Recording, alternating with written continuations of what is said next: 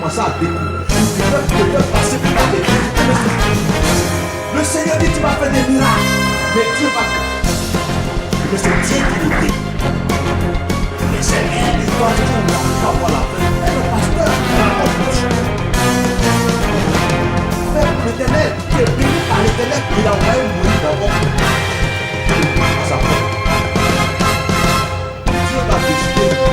Dieu qui a gagné. C'est pas toi qui as décidé, mais c'est lui qui a décidé qui est Dieu.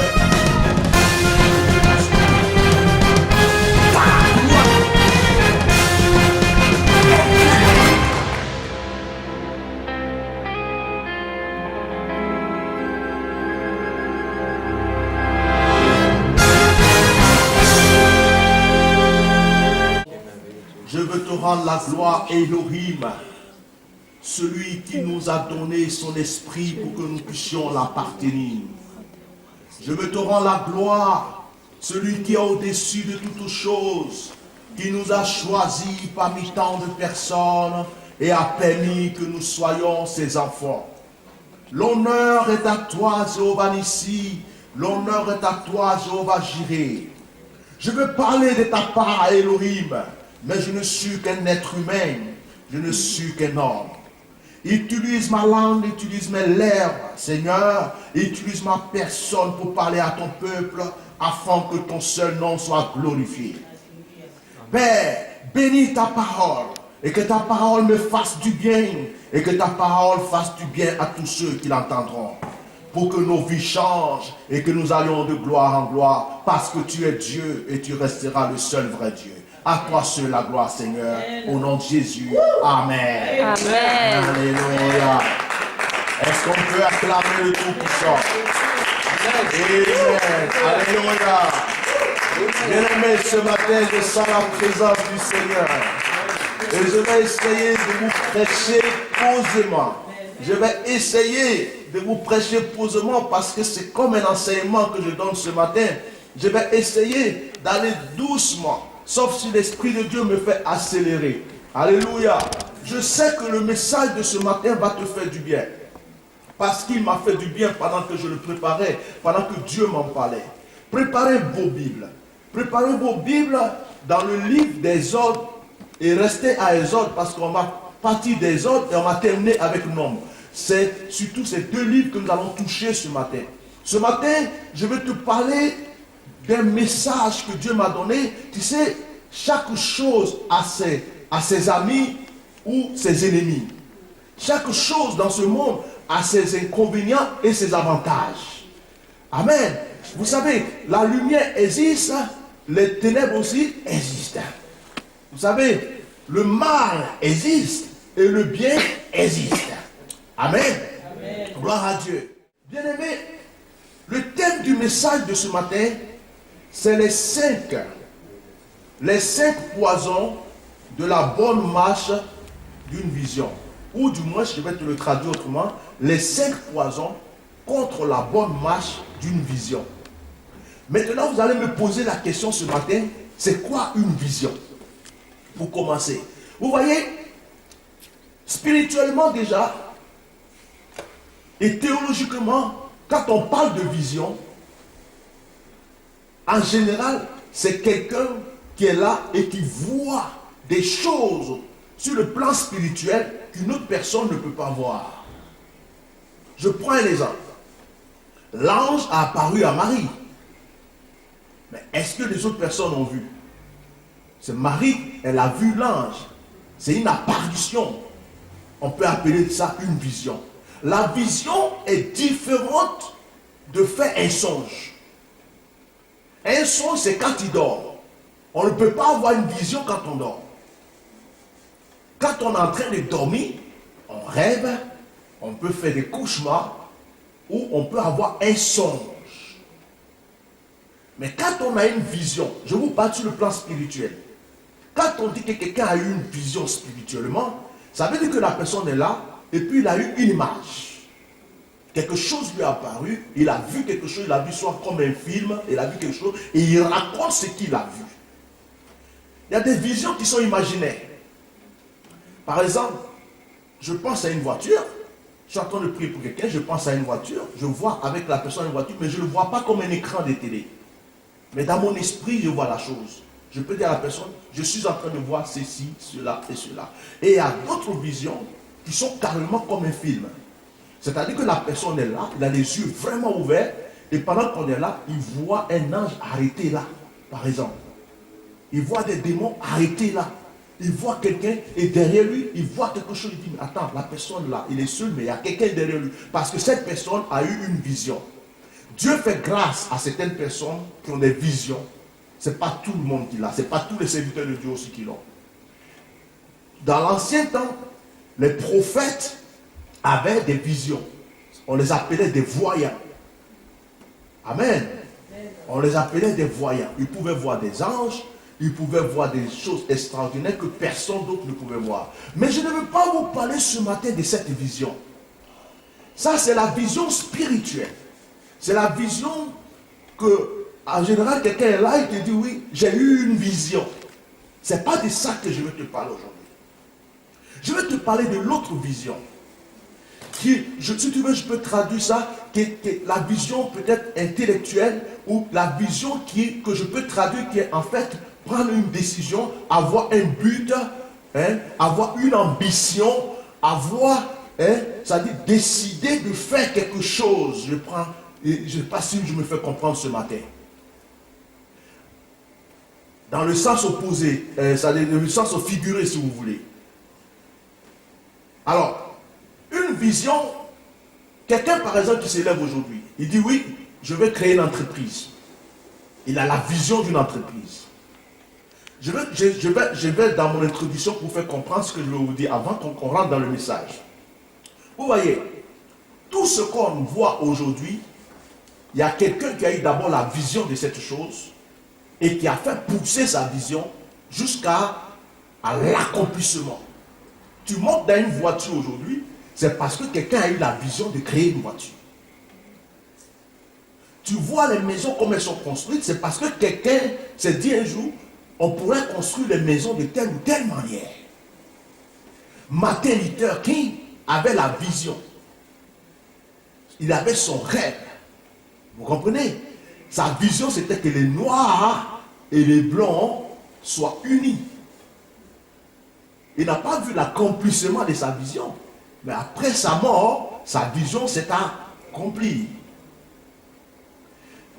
Martin Luther, celui qui a créé le protestantisme, a eu aussi la vision de sortir du catholicisme pour qu'il y ait le protestantisme. Amen. Une vision, elle vient toujours avec une personne. Deux personnes ensemble ne peuvent pas avoir la même vision. C'est une personne qui a la vision, qui a une vision, et cette personne peut partager la vision qu'elle a avec une autre personne ou avec d'autres personnes. Est-ce que vous me suivez? Alors, Dieu lui-même a été le premier visionnaire de toutes choses. Amen. Je vais doucement, mais sens-toi libre d'acclamer si ça te touche la parole de Dieu. Vous savez pourquoi Dieu a été le premier visionnaire? Dieu, personne ne l'a créé. Donc, si personne ne l'a créé, c'est qu'il s'est créé lui-même. On est d'accord? Et ce Dieu l'a dit, je vais créer le ciel. Il a eu la vision de créer le ciel. Le ciel n'était pas créé, mais il a créé un ciel. Je vais créer la terre, il a créé la terre. Il dit, il crée toutes choses, les animaux, tout ce qu'on voit, c'est dans sa vision, cette chose est venue. Et puis il dit, créons l'homme à notre image. Donc dans la vision de Dieu, l'homme a été créé. Amen. Amen. Donc Dieu a eu quoi? La vision de créer quoi? Le monde. Avec l'être humain et les animaux dans ce monde. D'accord? Mais ce Dieu qui a cette vision va aussi communiquer sa vision à plusieurs personnes. Si vous lisez bien la Bible, vous allez voir que Dieu, pour la première fois, va confier sa vision à qui? Adam et Ève. Et la vision, malheureusement, a été mal accomplie. Dieu va revenir encore donner sa vision à qui? À Noé, quand il voulait détruire la terre. Cette vision a été accomplie. Vous me comprenez? Dieu va encore donner une autre vision à une personne qui s'appelle Abraham. Pourquoi Abraham puisse avoir une descendance? Parce que Dieu voulait se créer un peuple. Et la vision a été accomplie. Mais Dieu a donné plusieurs visions à plusieurs personnes. Mais aujourd'hui, je vais vous parler d'une personne à qui Dieu a confié une vision et que cette personne-là sera notre exemple ce matin. La vision que Dieu a donnée à qui? À Moïse. C'est cette vision qui ressemble à la vision de l'Église, à la vision du peuple de Dieu. Pourquoi je vais vous parler de vision aujourd'hui? Pourquoi le thème de mon message c'est les 5 poisons contre une vision, contre la bonne marche d'une vision? C'est parce qu'une vision a aussi des ennemis. Il y a des choses, vous savez, la plupart, je veux dire même, en général, tout ce qui vient de Dieu est combattu, attaqué, et tout ce qui vient de Dieu ne se fait pas facilement sur cette terre.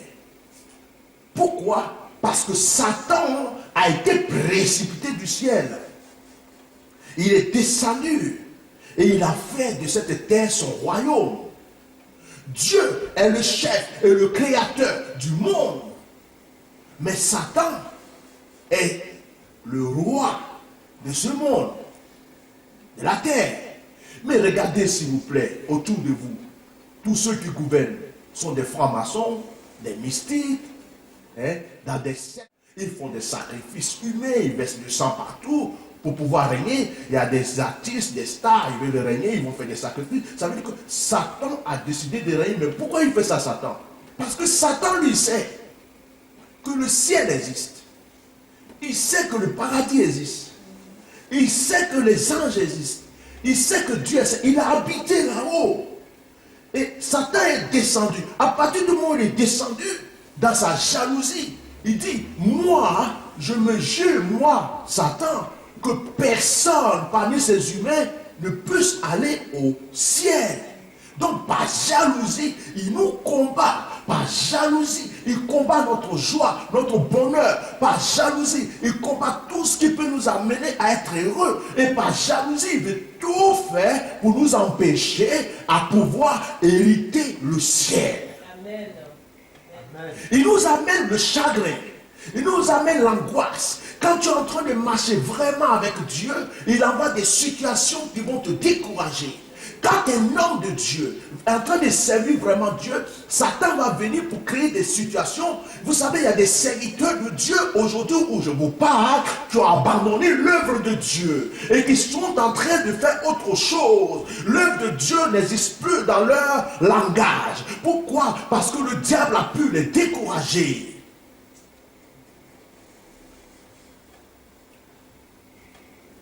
Satan combat toutes les visions qui viennent de Dieu.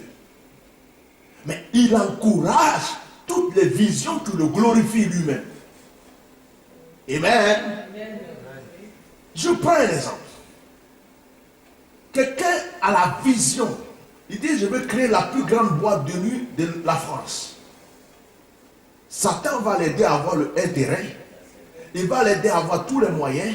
Et il va attirer tout le monde pour aller dans cette boîte. Et aujourd'hui où je vous parle, les gens n'ont même pas besoin d'une boîte de nuit pour danser. Ils vont à la plage ou dans la rue, ça se déshabille, ça se met à poil. Satan crée des choses. Regardez, il y a une sorte de truc, je ne sais pas, ils appellent ça France cheese ou je ne sais pas quoi. Des gens qui s'embrassent comme ça dans la rue. Quelqu'un tu passes avec ta femme, quelqu'un ne te connaît pas, il vient comme ça et puis il attrape ta femme et veut l'embrasser. Je ne sais pas si vous me comprenez. Des choses se créent. Quelqu'un va à la plage, il trouve la femme de quelqu'un ou bien l'enfant de quelqu'un. Oui, parce qu'il veut qu'on le filme. Allez hop, il faut qu'il l'embrasse. Et puis la femme est là, il le fait parce que c'est à la télé. Tout ça, c'est encouragé. C'est encouragé par l'ennemi parce que c'est sa vision. Et sa vision en lui, c'est fait quoi? C'est amener les gens où? À l'enfer. Tu veux ouvrir une boîte de nuit, ça sera très facile pour toi. Tu veux ouvrir un bar de prostitution, ça serait très facile pour toi. Tu veux marcher dans la vision de Dieu pour ouvrir une salle qui va manifester la sainteté, pour que les gens viennent prier, pour que les gens viennent adorer Dieu, tu seras combattu du matin au soir. Le diable va prendre ses démons déjà pour t'attaquer. Il va prendre des mystiques pour t'attaquer. Il va prendre des gens qui ne sont pas convertis pour t'attaquer. Et après, qu'est-ce qu'il va faire? S'il n'arrive pas, il va aussi prendre des gens qui devraient être en général tes frères ou tes soeurs, qui devraient t'encourager à aussi t'attaquer. Mais ils sont dans l'ignorance au fait. Vous savez, si vous comprenez, la plupart des gens qui nous font du mal, deux fois, ils ne savent même pas qu'ils sont en train de nous faire du mal. Quand tu analyses après, tu te dis, mais il ne se rend pas compte de ce qu'il est en train de faire. Amen. Je vous parle de la vision aujourd'hui parce que la vision, c'est quelque chose que Dieu vient donner à quelqu'un. Quand on lit la Bible, on va lire tout à l'heure quelques passages. Dans une vision, il y a la personne que j'appelle déjà le mandaté ou le visionnaire. Je prends l'exemple. Le frère Roland, il arrive un matin, il dit, oh, je sens qu'il faut que je crée telle ou telle chose, que je fasse ceci. Par exemple, je voulais créer une communauté d'Africains. Mais ces gens-là, ce qu'ils font, c'est qu'ils voyagent par exemple de pays en pays pour aller rendre service à des gens de telle ou telle manière, mais il faut qu'on fasse ceci, et puis il donne toutes ces idées. Mais il est le seul qui a reçu cette idée. On ne sait pas comment il a reçu. Peut-être qu'il a reçu en dormant, c'est en priant, c'est dans un rêve, c'est dans une vision spirituelle, ou c'est quoi, mais il est venu avec une idée, c'est sa vision. Et il veut l'atteindre. Amen. Et il explique. Et quand il explique, il y a une personne qui va être là dire, ah, ça c'est quelque chose qui m'intéresse. J'avais pensé à ça. Je te suis, mon frère. Une autre personne va dire, oui, je te suis. Et puis il y a d'autres qui vont dire, est-ce que vous croyez que votre chose là va réussir? Vous comprenez un peu ce que je veux dire?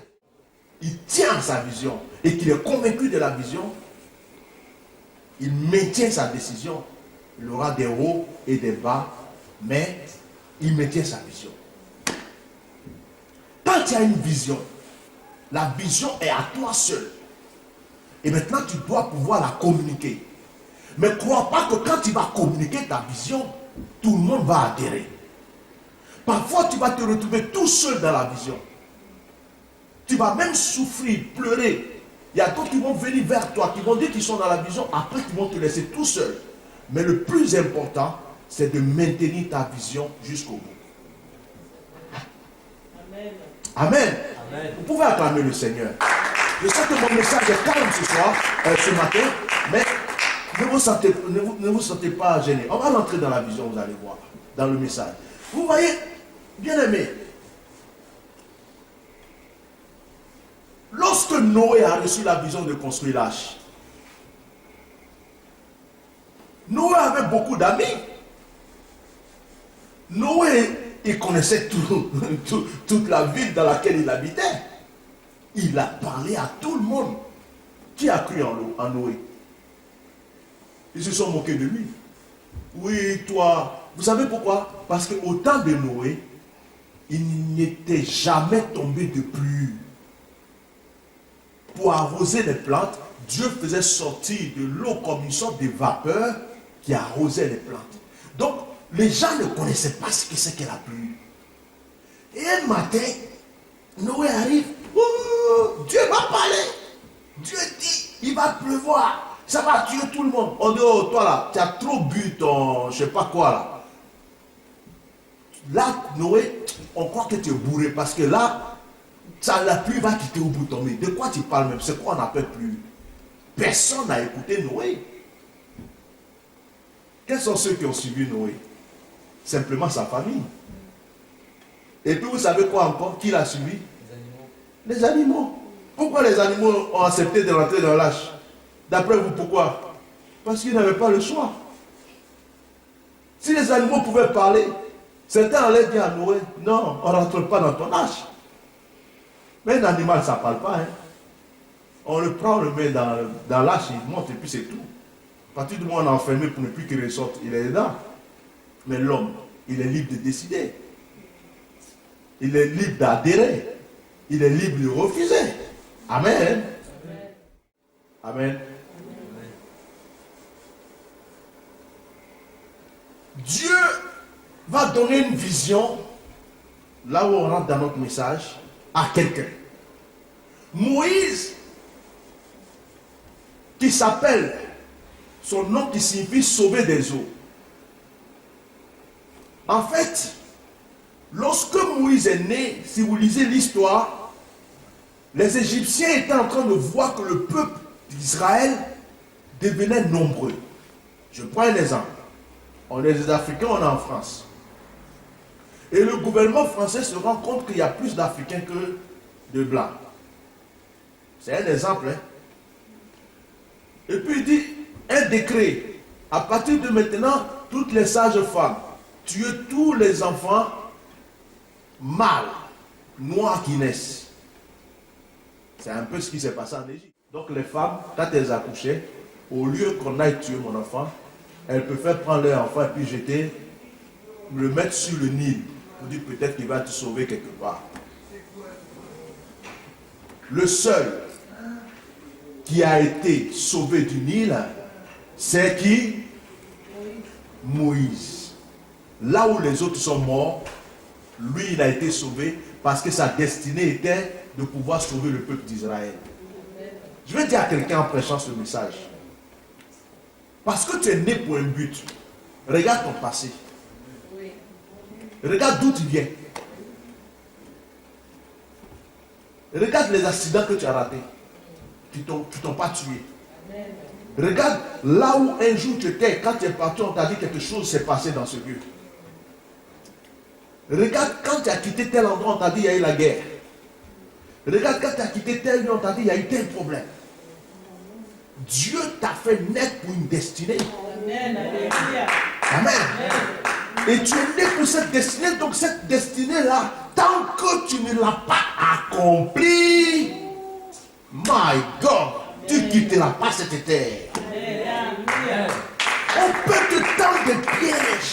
On peut t'empoisonner. Regardez, on peut prendre le poison le plus dangereux, mettre dans ta nourriture. Parce que ta destinée n'a pas dit que tu vas mourir d'un poison. Tu manges et puis tu vas voir que tu vas vomir tout le poison. Alors qu'une autre personne va seulement sentir l'odeur de ce poison et va mourir. Alléluia. Amen. Amen. Alléluia. My God. Il y en a leur destinée, c'est de mourir par hasard. Il va à l'hôpital, on se trompe, on veut faire la piqûre, on se trompe pour prendre la seringue de quelqu'un qui avait déjà le sida. Parce que sa destinée, c'était ça. Alors que toi, ta destinée, même quand on prend la seringue là où il y a le sida, l'ange de l'Éternel vient, il prend, il nettoie comme ça, il souffle dessus, on te pique, c'est là même que tu es en bonne santé même. Amen. Il y en a qui sont obligés de rentrer dans le ventilateur d'avion pour venir en Europe. Toi, ta destinée dit c'est ta première classe. Tu es assis comme ça et puis tu es là le pilote. C'est ça la destinée. On prend Moïse, on le jette dans l'île. Le serpent du Nil le surveillait comme ça. Le dragon du Nil. Tous les dangers du Nil étaient là autour de Moïse. Le plus dangereux dragon du Nil était là. Il regardait les autres. Il dit, gare à celui qui va toucher à ce petit. Il n'y a pas un seul moustique qui a pu piquer Moïse. Dieu va prendre cet enfant. Celui qui dit, tuer les enfants. Dieu pour le montrer que c'est lui Dieu qui commande. Amen. Dieu va prendre cet enfant. Et il dit, comme toi qui voulais tuer les enfants. Et que lui là, sa destinée, c'est de sauver. C'est chez toi-même, il va vivre, tu vas le nourrir. Et après, c'est lui qui va délivrer ce peuple. Oh my God! Celui qui veut te faire du mal parce que tu es un enfant de Dieu, Dieu va le confondre pour que le mal qu'il veut faire contre toi se transforme en bien pour toi. Au moment où il va se rendre compte qu'il a fini de te faire du bien, c'est fini. Tu as déjà remporté la victoire. Tu n'as pas acclamé Jésus. Amen.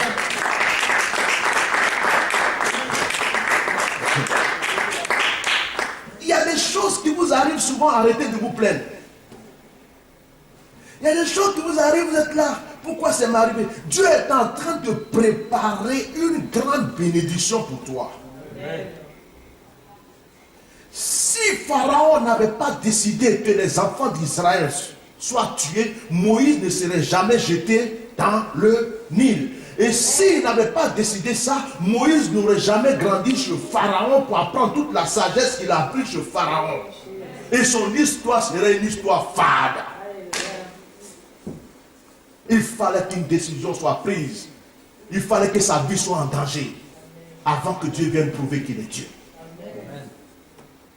Il y a des situations difficiles qui arrivent dans ta vie. Dis Alléluia, merci Seigneur, gloire à ton nom. Amen. Dieu m'a enseigné ces choses. Deux fois on se débat pour certaines choses. Pourquoi il n'y a pas eu ça? Pourquoi il n'y a pas eu ça? Et puis le Saint-Esprit me dit, tu sais, tout ce qui arrive dans la vie d'un enfant de Dieu, c'est moi Dieu qui décide. Si effectivement tu es mon enfant, tout ce qui arrive, c'est moi qui décide. Tout ce qui arrive, donc toi ce que tu dois faire c'est Seigneur, Hosanna, gloire à ton nom. Parce que si tu as compris que Dieu n'est pas, que Dieu est plus puissant que Satan, et que Satan n'est pas plus puissant que Dieu, et que toi tu es effectivement un enfant de Dieu, quand quelque chose t'arrive, tu ne peux pas donner gloire à Satan. Tu ne vas pas donner gloire à Satan. Tu ne vas pas dire non Satan, pourquoi ça s'est arrivé? C'est à cause de Satan. Ça là tu es en train de glorifier Satan. Donc, si tu crois que Dieu est puissant, quand la chose arrive, ce que tu fais, c'est Alléluia, gloire à ton nom. Parce que le Seigneur dit, il n'y a aucun mal, il n'y a aucun mal, il n'y a aucun mal qui peut t'atteindre si lui, Dieu n'a pas donné la permission. Amen.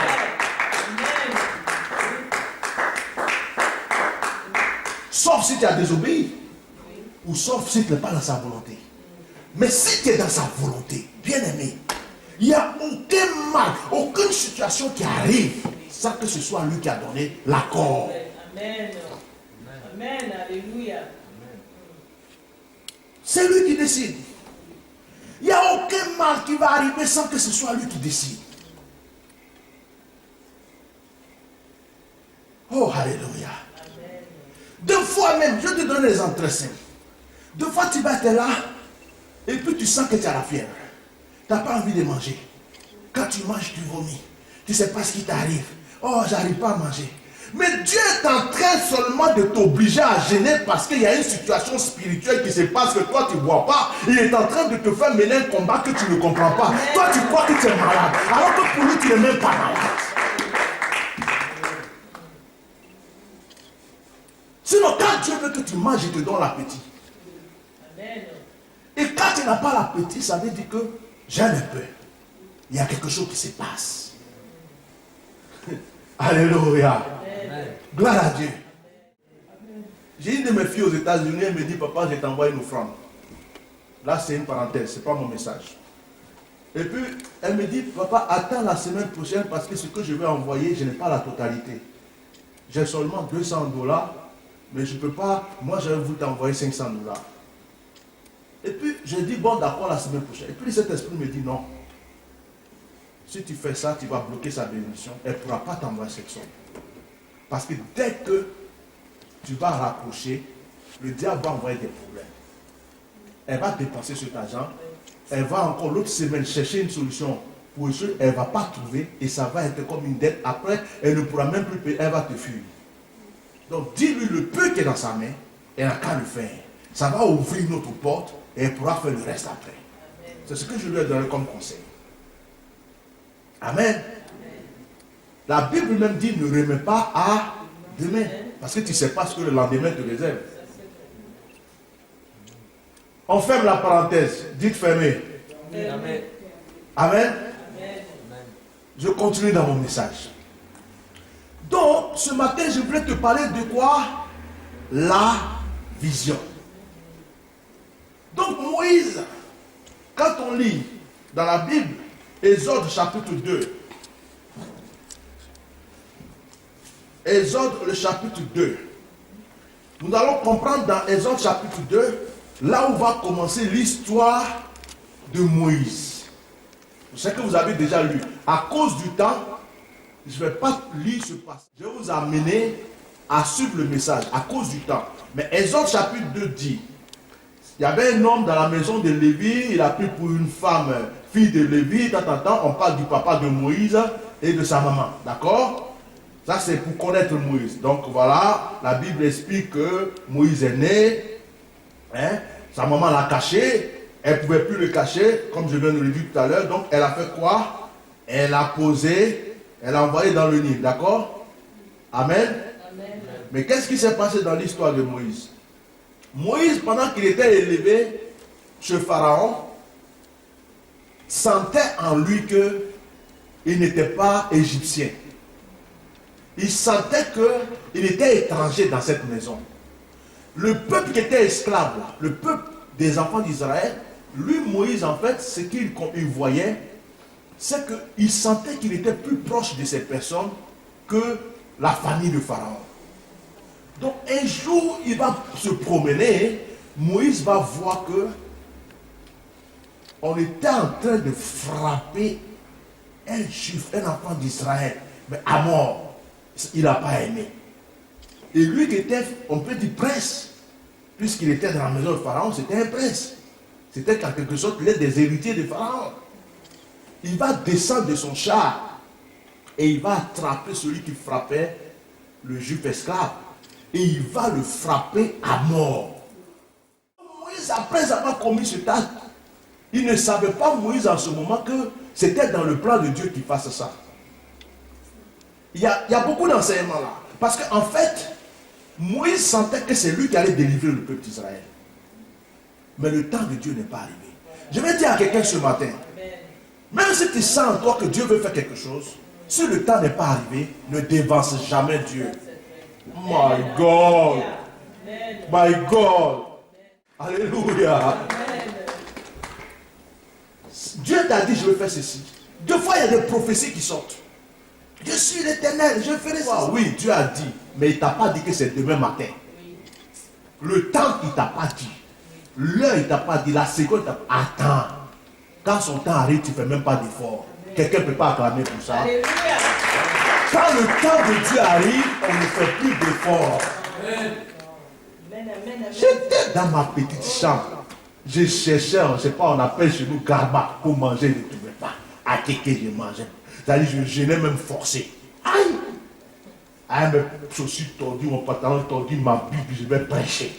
Dieu dit, je t'ai établi, tu iras dans les nations, tu iras dans le monde entier. Des fois, quand tu écoutes prophétie, là, tu pleures.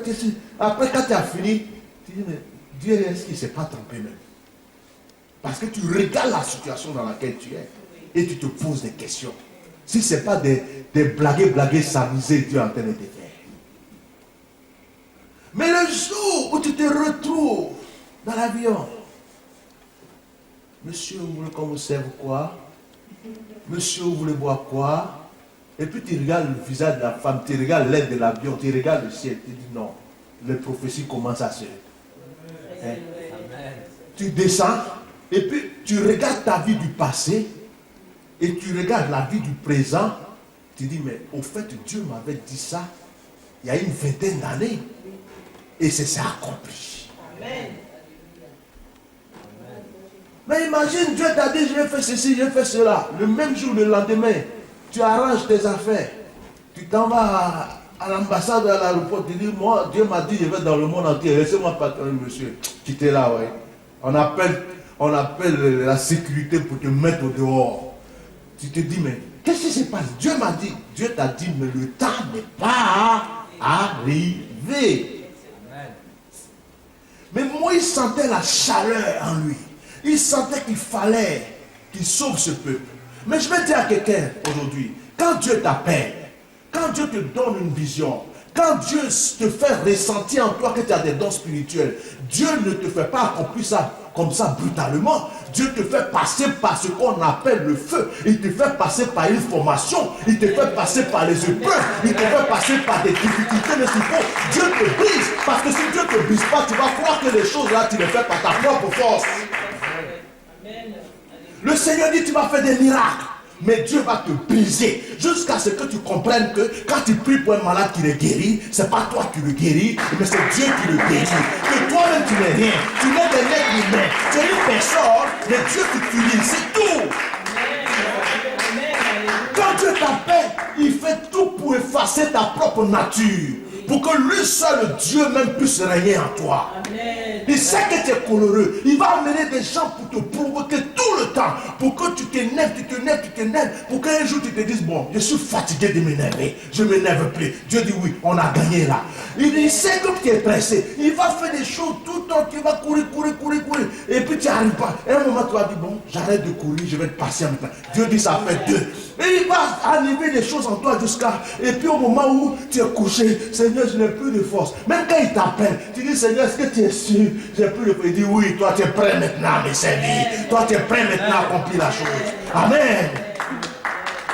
Regardez la plupart que Dieu appelle. Des gens que Dieu appelle qui s'élèvent. Oui, je suis serviteur de Dieu. Je suis prophète temps. Je suis ambassadeur de temps. Je suis ceci. Il y en a, il ne dit même pas 1 an. On n'entend plus parler d'eux. Mais vous allez voir des gens qui servent Dieu, c'est depuis 50 ans, 30 ans, ils sont en train de servir Dieu. Ils sont là. Dieu les forme, il les éprouve, il les fatigue. Et puis un jour, on voit les miracles, les guérisons, les prodiges. On dit, mais comment il fait? Ah, il vient de loin. Il vient de loin. Dieu l'a secoué d'abord. Amen. Gloire à Dieu. Bien-aimé, Moïse sentait en lui l'appel pour ne pas rester seulement sur ce domaine. Moïse va se dépêcher, il va vouloir tout de suite la sauver, tout le peuple d'Israël. Mais tu n'as pas encore les âmes qu'il faut. Tu n'as pas encore rencontré Dieu. En ce moment, Moïse ne connaissait pas Dieu. Il adorait en ce moment le Dieu de Pharaon. Il mangeait des viandes sacrifiées. Il mangeait à la table de Pharaon. Il était païen. Depuis quand Dieu travaille avec un païen? Depuis quand Dieu travaille avec quelqu'un qui n'est pas converti, il fallait que Moïse soit d'abord converti.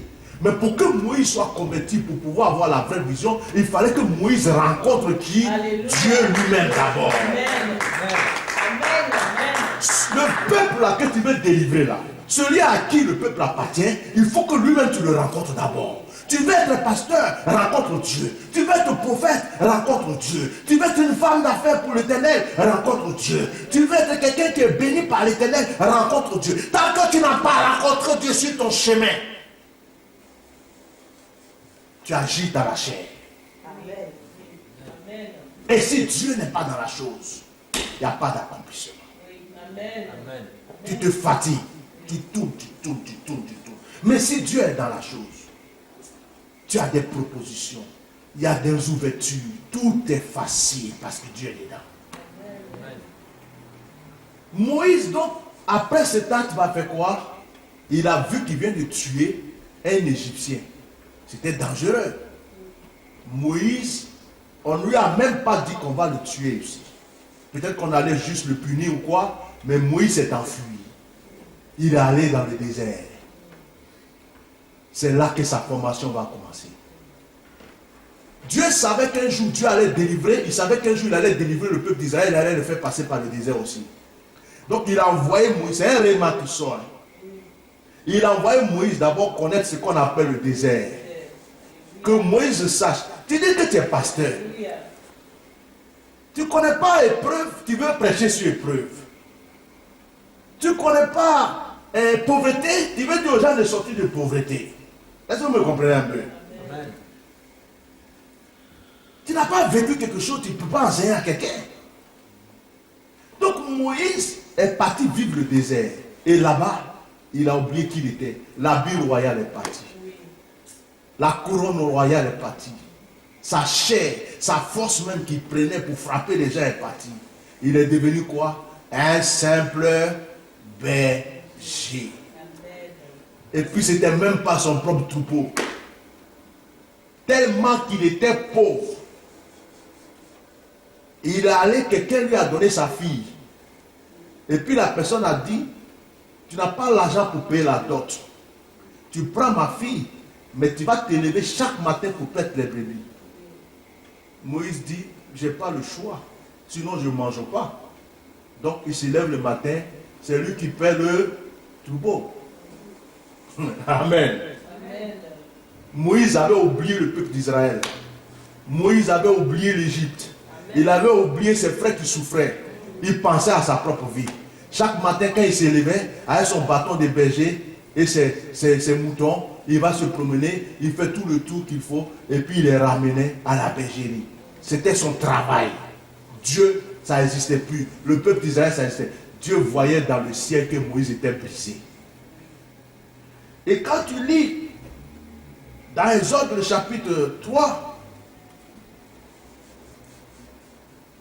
on ne va pas le lire, on continue parce que là, l'enseignement, les textes sont longs. Donc je vais vous faire avancer comme ça. Dans Exode chapitre 3, vous allez voir que Moïse, un jour, en train de perdre le troupeau, quelque chose va se passer. Dieu va décider maintenant de venir à sa rencontre. Je vais dire à quelqu'un aujourd'hui, ce n'est pas toi qui as choisi Dieu. C'est Dieu qui t'a choisi. Ce n'est pas toi qui es allé à la rencontre de Dieu. C'est Dieu qui est venu à ta rencontre. Amen. Quand tu es né, tu ne savais même pas qu'il existait. Tu entendais peut-être parler de lui. Mais c'est lui qui a décidé de venir vers toi. Et si ce Dieu a décidé de venir vers toi, c'est qu'il sait pourquoi il est venu vers toi. Amen. Ne t'inquiète plus. Dieu sait pourquoi il est venu vers toi, qui t'a tendu la main. Alléluia. Moïse, quelque chose va se passer. Il va passer un jour. Et puis, la Bible dit, ce jour-là était un jour spécial. C'est parce que ce jour-là, Dieu est descendu pour voir Moïse. Moïse va voir un buisson. Mais ce buisson n'était pas le même buisson qu'il voyait d'habitude. Ce buisson était ardent. Parce qu'il y avait du feu dans ce buisson. Mais du feu qui ne consumait pas le buisson. Moïse passe. Et puis il dit, mais c'est bizarre. Il y a quelque chose qui se passe. J'ai l'habitude de passer ici, je n'ai jamais vu ça. Donc il va se retourner. Et Dieu va lui parler, il va lui dire, enlève tes chaussures. Ce lieu est un lieu saint. Vous savez, je rentre dans mon message, mais en touchant des choses qui vont vous servir. J'ai un message qui s'appelle le buisson Adam. Le buisson. On ne prêche jamais sur le buisson, mais Dieu m'a révélé qui est ce buisson. Le buisson, c'est toi. Le buisson, c'est moi. Tant que la gloire de Dieu n'est pas encore entrée dans ta vie, personne ne te considère. Amen. On n'a pas compris le réma. On n'a pas compris le réma. Tant que la gloire de Dieu n'est pas rentrée dans ta vie, les gens te dépassent, ils ne te regardent même pas. Ça c'est vrai. Amen. J'ai parlé à une de mes filles sur Skype ce matin. Elle est venue, le jour où elle est venue me voir. Elle est aux États-Unis, c'est elle qui devait avoir le franc. Elle pleurait.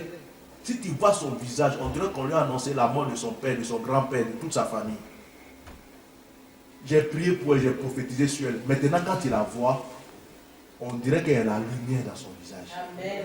Elle dit que sa soeur lui dit, depuis que tu as prié à cet homme de Dieu, il a transformé ta vie. On ne te reconnaît plus. Son patron lui dit, tu es rayonnante. Les gens dans la rue, la fille qu'on ne regardait pas, il y a tout le monde qui veut la marier maintenant. Amen. Amen. Le buisson Adam, c'est-à-dire que tu es là, tu n'as pas d'importance. Le buisson n'était rien. Moïse a craché dessus. Les moutons ont pissé dessus. Ils sont passés à côté, ils ont mis la poussière. Ils n'ont jamais considéré ce buisson. Mais le jour que Dieu a amené sa gloire dans le buisson, la Bible dit Moïse s'est retourné pour la première fois pour regarder ce buisson qu'il n'a jamais regardé. Quand la gloire de Dieu vient dans ta vie, tout le monde se retourne pour te regarder. Alléluia. Amen. Quand la gloire de Dieu est dans ta vie, tu étonnes tout le monde. Amen. Parce que quelque chose est en toi. Amen. Amen. Alléluia. J'aime quand elle dit que ça c'est vrai. Amen. Alléluia. Amen. Bien aimé, Moïse, donc, dans le buisson, Dieu va lui apparaître. C'est là que va commencer maintenant l'appel de Moïse. C'est là que Moïse va être mandaté. Ce n'est pas Moïse qui a décidé de servir Dieu. Ce n'est pas lui qui a décidé de faire sortir le peuple d'Israël, parce que lui, ça, il avait oublié. Mais Dieu va lui dire, Moïse, tu vas retourner où? En Égypte, pour aller faire sortir mon peuple de l'Égypte. Regardez celui qui a frappé l'Égyptien jusqu'à le tuer. Regardez ce qu'il va répondre à Dieu. Mais Seigneur, je n'ai aucune force. Mais Seigneur, je ne sais pas parler. Dieu dit, c'est toi qui vas aller les délivrer. Amen. Amen. Amen. Dieu l'avait bien brisé. Dieu l'avait bien martelé. Et maintenant, il était prêt à aller accomplir la vision. Mais est-ce que la vision va être facile à accomplir? On arrive dedans maintenant. On va commencer à découvrir petit à petit bientôt les 5 poisons contre une vision. Ce n'est pas toutes les visions, hein, mais la vision que Dieu donne à un serviteur de Dieu. C'est de ça que je vais parler, parce qu'il y a plusieurs visions. Je peux décider d'être un homme d'affaires aujourd'hui, c'est ma vision. Je peux dire que je vais être un entrepreneur, c'est ma vision. Le frère qui est là veut créer son entreprise, c'est son vision. C'est sa vision. La soeur qui est là veut aussi créer son entreprise, c'est sa vision. La soeur qui est là, c'est-à-dire chacun peut avoir une vision. Mais la vision dont je parle moi ce matin, c'est la vision que Dieu décide de venir donner à un homme de Dieu. Il ne donne pas la même vision à tout le monde. Dieu peut dire à quelqu'un, toi, crée-moi un groupe de prière. Vous priez seulement. Dieu peut dire à quelqu'un, crée un ministère et puis circule dans le monde entier pour aller guérir les malades, chasser les démons. Dieu peut dire à quelqu'un, ouvre-moi juste un endroit où les gens viennent pour jeûner et prier. Dieu donne une vision selon ce qu'il veut faire dans le lieu où c'est un lieu. Et il donne cette vision à quelqu'un que lui-même a décidé de choisir par rapport à ça. Quand Jésus est venu, c'est lui qui a choisi ses disciples. Ce ne sont pas les disciples qui ont choisi Jésus. Et Jésus les a choisis un à un parce qu'il savait que chacun pouvait accomplir quelque chose de particulier. Amen. Amen. Amen. Alors, Dieu, dans Exode, le chapitre 3, Dieu continue à parler à Moïse. Il dit, j'ai vu la souffrance. Le verset 7, il dit, j'ai vu la souffrance de mon peuple qui est en Égypte. Et j'ai entendu les cris. Donc Dieu dit qu'il voit la souffrance de son peuple. Il y a des gens qui croient que quand ils ont les problèmes, Dieu ne voit pas. Il y a des gens qui croient que quand on a les souffrances, Dieu sait ce qui est dans ton cœur. Dieu sait la souffrance que tu as. Là où on est assis, là, tu n'es pas en train de me parler, mais Dieu sait ce que tu es en train de subir. Alléluia. Dieu connaît les désirs de ton cœur. Dieu sait ce que tu veux réellement. Il sait tout en détail. Même avant que tu te mettes à réfléchir à ça, il savait que tu allais venir y penser à ça. Amen. Donc Dieu dit, même les enfants d'Israël, même qui étaient en train de souffrir en Égypte, la Bible n'a pas dit qu'ils ont crié à Dieu. La Bible ne m'a pas dit à moi que eux ils ont prié. Je n'ai pas vu un passage pour dire que oui, chaque soir ou chaque matin, ils partaient prier pour dire à Dieu, viens à notre secours. Mais ce que la Bible nous dit ici, c'est que Dieu lui-même dans le ciel voyait leur souffrance. Parce que, je vais dire à quelqu'un ce matin, parce que tu es un élu de Dieu, parce que tu es un enfant de Dieu, parce que Dieu a mis sa marque sur toi, Dieu voit ta souffrance, Dieu voit tes épreuves, Dieu sait que tu as besoin de millions, Dieu sait que tu as besoin de milliards, Dieu sait que tu veux un enfant, Dieu sait que tu veux entreprendre ceci, cela. Il connaît les rêves de ta vie, il sait ce que tu veux pour tes enfants, il sait ce que tu veux pour tes petits-enfants. Dieu sait toutes choses dans ta vie. Amen. Alléluia. Amen. Amen. Donc Dieu va appeler qui? Moïse. Donc qui a la vision? À qui Dieu donne la vision? Moïse. À Moïse. Donc c'est Moïse, on l'appelle le leader. Bien aimé. Pour qui est le protestantisme, il y a eu un leader. Pour qui est le pentecôtisme, il y a eu un leader. Pour qui est les assemblées de Dieu, il y a eu un leader. Ça a toujours commencé par une personne jusqu'à ce qu'aujourd'hui ça atteigne le monde. Ce qui est bien dans une vision, c'est que même quand la personne qui a eu la vision ne vit plus, il faut que la vision continue. Quand Moïse est mort, Josué a continué la vision. Quand Jésus est mort et qu'il est monté au ciel, les disciples ont continué la vision. Celui qui a créé l'église pentecôtiste qui ne vit plus, l'église pentecôtiste existe encore. L'assemblée de Dieu qui ne vit plus, ça existe encore. Donc, une vision qui se crée, et puis quand le leader, le fondateur est mort, il ne vit plus, et puis il n'y a plus de vision, c'est que c'est une vision qui n'avait pas de base. Amen. Gloire à Dieu. Alléluia. Écoutez bien ce message, ça va nous aider. Amen. C'est que la vision n'avait pas de bonne base. C'est que la personne, par exemple, je prends un exemple. Le Seigneur m'a dit, crée le myriade. J'ai créé ce ministère, mais pourquoi je soutiens les serviteurs de Dieu en Afrique? Pourquoi je cherche à ce qu'il y ait des hommes de Dieu qui sont formés, qui continuent à prêcher dans les endroits? Vous savez pourquoi? Parce que le jour où je ne suis pas là, il faut que cette vision continue. Mais si je ne vis plus et puis on ne parle plus du myriade, c'est fini. Ça veut dire que, en fait, j'avais créé quelque chose pour moi-même. Ça veut dire que j'avais créé mon propre royaume, mon propre règne. Ça n'a pas de sens. Il faut que ça continue. Que la vision, quelqu'un s'élève et dit, ah, l'homme de Dieu, voilà ce que Dieu lui avait dit. En tout cas, continuons de cette manière. Faisons ceci. Et lui aussi qui va dire ça, si demain il n'est pas là, ça continue. Les arrière petits enfants, jusqu'à ce que Jésus revienne, il faut que cette vision continue. Alléluia. C'est là qu'on dit que Dieu est dans la chose. Amen. Alors, quand Dieu donne une vision à quelqu'un, on s'en va là dans le message, hein? Dieu choisit des gens avec qui on doit partager la vision. Ces gens, je les appelle moi, premièrement, les adhérents de la vision. J'ai eu la vision, je vais voir ma soeur Alette, je dis voilà ce que Dieu m'a dit. Est-ce que tu peux m'aider à ce qu'on accomplisse ce que Dieu a dit? Elle dit oui, je suis partant. D'ailleurs, ça se voit hein, quand on crée une association. On demande les membres de l'association.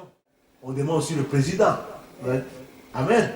Ça veut dire que c'est des adhérents. Donc quand Dieu va appeler Moïse, qu'est-ce que Dieu va faire? Il va lui donner qui? Un premier adhérent. Et le premier adhérent s'appelait quoi? Il s'appelait comment? Aaron. Moïse dit, je ne sais pas parler. Dieu dit, ton frère Aaron parlera pour toi. Parce que Moïse bégayait. Mais Aaron, il avait de l'éloquence, il parlait bien. Et puis pendant que Moïse était en train de discuter, Dieu lui dit, d'ailleurs c'est lui-même qui arrive là. Alléluia. Quand Dieu donne une vision à un serviteur de Dieu, Dieu va chercher les personnes qui doivent adhérer. Beaucoup de personnes ont trompé ou trahi Moïse dans sa vision. Mais Aaron est resté jusqu'au bout. Parce que c'est Dieu qui a ramené Aaron. Je vais vous dire quelque chose. Quand vous êtes dans une église qui est en train de commencer, ou bien vous voyez une œuvre qui est en train de commencer, une vision qui commence, ne croyez pas que tous ceux qui viennent mettre leurs pieds sont des gens qui vont rester jusqu'au bout. Non. Il y a des gens qui viennent pour prendre une grâce, une bénédiction, et puis ils s'en vont. Mais il y a les adhérents. Il y a ceux que Dieu a pris la main et dit, toi, tu dois faire partie de cette vision. Et même Dieu dit à certains, le jour que l'homme de Dieu n'est plus là, c'est toi. Aaron, c'est Dieu qui l'a forcé de venir. Est-ce que depuis que Moïse était dans le désert, Aaron venait rendre visite à Moïse?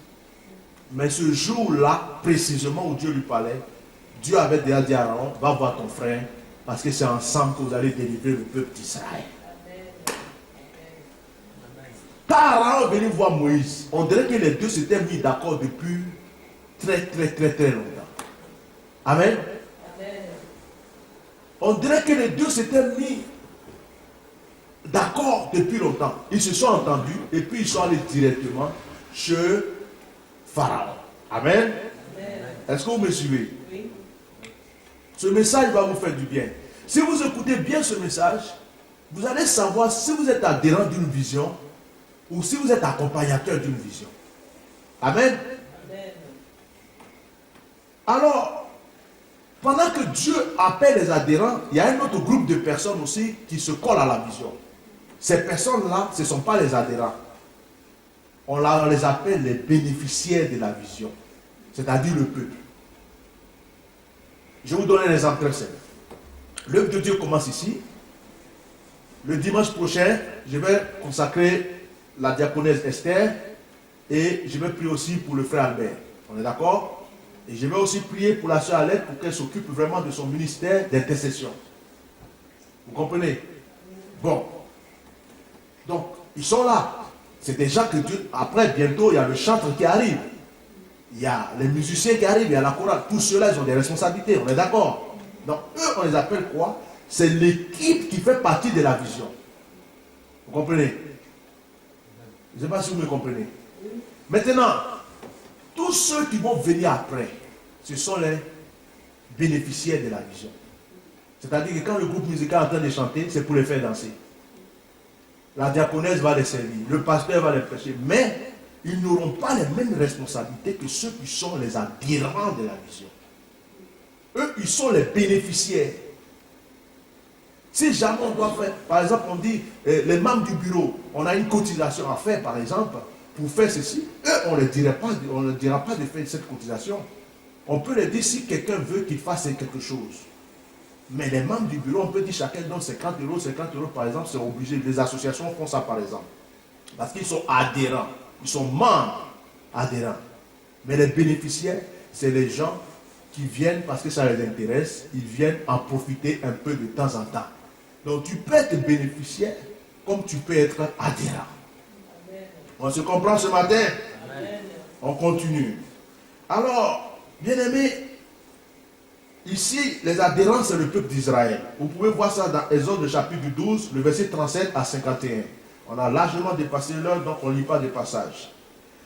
Donc, les enfants d'Israël, le jour où Moïse va arriver, la Bible dit que les enfants d'Israël, Moïse va d'abord aller chez Pharaon et il va essayer de convaincre Pharaon pour faire sortir le peuple d'Israël. Vous vous rappelez l'histoire des serpents, le serpent de Moïse qui a avalé les autres serpents, l'histoire des criquets, l'histoire des premiers-nés morts de l'Égypte, toutes ces choses-là. Alors, ce qui va se passer, des grenouilles aussi qui ont pollué tout l'Égypte. Après, qu'est-ce qui va se passer? Donc, le peuple d'Israël va sortir pour faire partie maintenant de la vision de Moïse. Parce que sa vision en lui qu'il a eue, parce que chaque vision a un but. Donc, le but de la vision de Moïse, c'était quoi? C'était de venir faire sortir le peuple d'Israël de la souffrance pour les ramener dans la terre promise. C'était ça sa vision. Est-ce qu'on se comprend ce matin? Amen. Donc, on continue. Alors, voici que quelqu'un a une vision. Dieu lui a parlé. On est tous d'accord que Dieu a parlé à Moïse. Nous sommes d'accord que Dieu a amené l'adhérent, le premier adhérent, qui est son bras droit, Aaron. Nous sommes d'accord maintenant que sa vision, c'était d'aider un peuple à sortir de la souffrance pour aller dans une autre souffrance. Mais bien aimé, voici que maintenant nous allons attaquer les poisons de la vision. Nous allons voir à travers l'histoire de Moïse quels sont les 5 poisons qui sont contre une vision. J'ai nommé le premier poison le murmure. C'est très dangereux contre une vision. Le murmure. Quand vous lisez Exode chapitre 16, le verset 1 à 26, je vais lire. Là, je lis un peu. La Bible dit, toute l'assemblée des enfants d'Israël partit d'Élim. Et ils arrivaient au désert de Sé, qui est entre Élim et Sénaï. Le 15e jour du second mois après leur sortie du pays d'Égypte, et toute l'assemblée des enfants d'Israël murmura dans le désert contre qui? Moïse et Aaron. Les enfants d'Israël leur disent, que ne sommes-nous morts par la faim, par la main de l'Éternel dans le pays d'Égypte, du moins, excusez-moi, car nous étions assis près des pots de viande quand nous mangions du pain à cet été, car vous nous avez menés dans ce désert pour nous faire mourir de faim, pour faire mourir de faim toute cette multitude. Oh là là. Je m'arrête là. Après, l'Éternel va dire à Moïse, voici, je ferai pleuvoir du pain, tout ça, et ils vont avoir du pain pour la première fois, la manne qui va descendre du ciel. Donc, le premier, c'est quoi? Murmure. Le peuple d'Israël venait de quoi? Il venait juste de traverser la mer Rouge. Il ne s'était même pas encore arrivé loin. Il venait de voir tous les miracles que Dieu a fait en Égypte pour pouvoir convaincre Pharaon de les faire sortir. Et puis, l'autre miracle, c'est de diviser la mer Rouge. Mais je vois un miracle comme ça, là, je ne murmure pas devant Dieu. Il divise la mer Rouge, dès qu'ils arrivent dans le désert, ils ne sont même pas encore partis, le cœur de l'homme parle. Pourquoi tu ne nous as pas laissé en Égypte? Là-bas, on était esclaves, au moins on avait un peu de viande à manger. On était là-bas, tu dis que Dieu t'a dit de nous faire sortir. Dieu t'a dit. Ah, donc c'est pour venir nous créer des problèmes. Ils ont commencé à murmurer contre Moïse. Ça parlait. On savait que lui là, c'est vrai. Son histoire de qui a dit que dans le désert, là, on va tous mourir ici. Il y a les vieux qui parlaient, les enfants qui parlaient. Oh, moi je vous ai, il y a même un qui a dit, moi je ne vous ai pas dit que Moïse là, c'est un sorcier. C'est les sorciers qui prennent les gens pour les tuer dans ce désert. Quand on était là-bas, je vous ai dit, restez ici. Ça passe. Et puis les enfants qui pleurent à côté, les enfants, eux, murmuraient dans les pleurs. On a faim. Dieu dit, malgré le miracle que je viens de faire, là, ils n'ont pas vu. Dieu dit, bon, ce qui va se passer, le pain va pleuvoir. On lit la suite de l'histoire. La Bible dit que le pain est tombé du ciel. Pour les prouver. Mais ça ne les a pas suivis. Ça ne les a pas suffi du moins. Alléluia.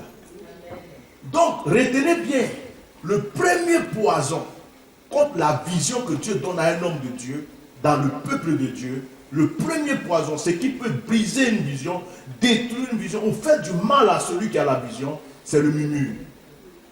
Et dans l'église, ça existe beaucoup de murmures. Ah, le pasteur, mais pourquoi il fait ça? Ah, la femme du pasteur, pourquoi il fait ça? Ah, pourquoi il fait ça? Pourquoi aujourd'hui là, c'est la soeur là qui dirige? Mais l'autre là, il fait comme ça. Mais lui, mais il croit que lui, c'est dangereux. C'est dangereux. Parce que Dieu a appelé quelqu'un et il lui a donné une vision. C'est-à-dire que, vous voulez ça, on ne sait pas comment Dieu a fait pour l'appeler. On ne sait pas quelle alliance il a avec Dieu. Mais lui, Dieu lui a dit, va faire quelque chose. Et si vous remarquez bien, c'est les mêmes personnes que lui, Moïse, il est en train de souffrir pour les aider. C'est eux-mêmes encore qui sont en train de murmurer contre lui. Ce n'est pas les gens de l'extérieur. Hein. Les gens de l'extérieur, ils pourront le critiquer. Ils pourront dire, de toute façon, ils vont tous mourir dans le désert. C'est normal, ils sont de l'extérieur. Mais le peuple que Moïse fait sortir de l'Égypte, il n'avait pas besoin de murmurer. Au contraire, il devrait l'encourager. Il devrait dire, ah vraiment, tu nous as soutenus jusqu'ici, on est arrivé là, vraiment Moïse, qu'est-ce qu'on peut faire pour avoir un peu à manger? Il pouvait réclamer même la nourriture, mais autrement, sans murmurer. Mais ils ont murmuré. Et si vous remarquez bien, ils n'ont pas murmuré qu'une seule fois. Dans Exode chapitre 17, le verset 1 à 7, ils vont encore murmurer, mais cette fois-ci, là, ils ont murmuré comme s'ils provoquaient Moïse. Je lis. La Bible dit, toute l'assemblée des enfants d'Israël partit du désert de Sin, selon les marches que l'Éternel leur avait ordonnées. Et ils campaient à Rephidim, où le peuple ne trouvait point d'eau à boire. Hein? Il ne trouvait pas. Dieu vient de diviser la mer Rouge. Il vient de faire tomber du pain du ciel. Est-ce que c'est de l'eau qu'il ne peut pas donner à quelqu'un? Donc qu'est-ce qu'ils font? Alors le peuple chercha querelle à qui? À Moïse. Il chercha querelle. C'est-à-dire que là, ils sont venus exprès le provoquer. Et puis il dit, donnez-nous de l'eau à boire. Moïse leur répondit, pourquoi me cherchez-vous querelle? Pourquoi tentez-vous l'Éternel? Moïse dit, mais il a vu que c'était une provocation. Mais pourquoi je vous fais du bien ou venez me provoquer? Amen. Bien aimé, le murmure détruit la grâce. Vous allez voir qu'à cause de toutes ces choses, il y a beaucoup d'enfants d'Israël qui vont mourir dans le désert. Pour rien. Certains sont sortis de l'Égypte pour aller dans la terre promise à cause de leur propre comportement, leur famille, eux-mêmes, ils sont morts dans le désert. Quel gâchis! Dieu va te sauver du péché. Il te prend de la mort. Il te sort de la maladie. Tu as des situations que tu ne peux pas régler. Dieu vient et te délivre. Mon fils, quand je priais pour toi ce matin, tu sentais dans ton corps que des choses se passaient, non? Je voyais ta respiration, même tu es un garçon costaud, donc tu t'arrêtais comme ça, tu vous dis je ne tombe pas. Donc tu étais là, mais je sentais que quelque chose se passait en toi. Dieu t'a nettoyé, tu vas voir ce qui va se passer. Mais Dieu finit de faire toutes ces choses passant dans la vie des gens. Et puis, dès que c'est bon, oh, pourquoi même? Oh, pourquoi ceci? Bien aimé, Moïse n'était pas saint. Dieu n'appelle pas une personne sainte pour lui donner la vision. Dieu appelle un être humain comme un autre être humain. Alléluia. Mais la seule différence, c'est que Dieu lui donne une vision. La seule différence, c'est que Dieu lui dit, tu es un homme comme les autres, mais toi, je t'appelle et je te confie quelque chose. Donc, il y a une chose qui doit se faire. C'est que si nous aimons Dieu, si nous respectons Dieu, si nous avons peur de Dieu, celui que Dieu a appelé, nous devons aussi le respecter. Nous devons l'aimer, nous devons l'accepter. Et quand ça ne va pas, la Bible dit, nous devons prier pour lui. Amen. Amen. L'apôtre Paul a dit, priez pour moi. Pour que quand j'ouvre la bouche, je puisse dire des choses puissantes pour sauver les âmes. Alléluia. Même Paul a dit, priez pour moi. L'homme de Dieu a besoin qu'on prie pour lui parce qu'il pleure aussi. L'homme de Dieu a des souffrances, il a des épreuves. Oh, Dieu, quand il donne une vision à quelqu'un, Dieu est avec la personne. Donc quand on attaque la personne, on attaque aussi Dieu. Parce que la personne n'a pas choisi Dieu. C'est Dieu qui est venu le choisir. C'est comme tu prends quelqu'un, tu l'amènes dans un pays en tant qu'ambassadeur. Si on fait du mal à l'ambassadeur, c'est au pays entier on a fait du mal. Amen. Donc, si vous continuez, vous voyez, ça c'est le peuple qui murmure. Nombre chapitre 12, le verset 1 à 16, vous allez voir quelque chose qui va se passer. Moïse, quand il a pris Aaron comme adhérent, il y avait une autre personne qui s'appelait qui? Marie. C'était une prophétesse. C'est Moïse qui a prié pour elle. Elle a reçu quoi? Le ministère de prophétesse. Donc ça veut dire que c'est lui qui l'a établi. Un jour, pour ne pas qu'on lise, je vais vous raconter l'histoire. Marie, elle vient voir Aaron. Aaron, viens te parler, viens. C'est comme ça que les femmes parlent. Viens t'expliquer quelque chose. Mais il y a un problème là. Hein. Le pasteur Moïse là, c'est quoi son histoire? Lui-même il prêche matin, midi, soir, il prêche. Quand il prêche, il bouge dans tous les sens. Il dit oui, il ne faut pas qu'on va prendre femme étrangère. Il ne faut pas avoir marié des étrangers. Pourquoi en venant, il est venu à la femme égyptienne? Pourquoi il est venu à ça? Il ne pouvait pas la laisser en Égypte là-bas. Mais c'est quel exemple il donne? Il dit des choses, il ne les fait pas. Ça a commencé. Aaron dit, ah c'est vrai, ce que tu dis là, j'avais pensé à ça, mais là maintenant que tu en parles, mon esprit est bien ouvert là-dessus. Donc les deux ont parlé. Moïse n'était pas là, hein? Mais Dieu entendait.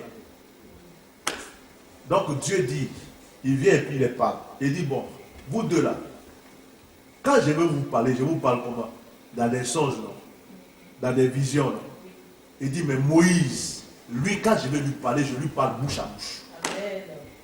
Lui, il n'est pas pareil que vous. Pourquoi vous le critiquez?